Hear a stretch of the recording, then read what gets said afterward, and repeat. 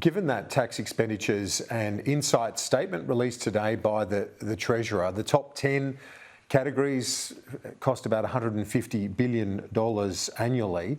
Given the scope of those tax expenditures, or concessions in some ways, as the government describes it, isn't there room to move to try and make them sustainable?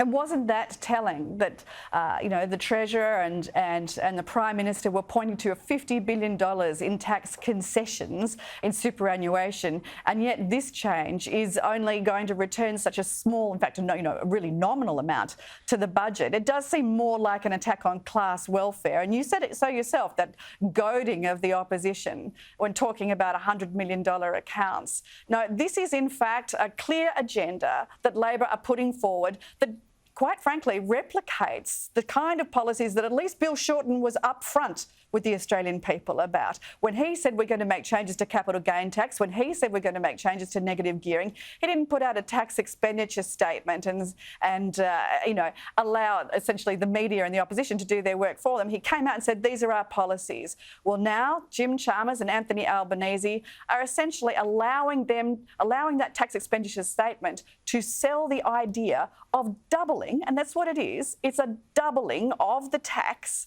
on superannuation of 80,000 people's superannuation accounts. Now, what's fair about that? That is quite clear, quite simple, clear as day. It's a broken promise and it's a breach of trust. It's a breach of a pledge that Jim Chalmers made to the Australian people before the election. So we can only ask, what's next?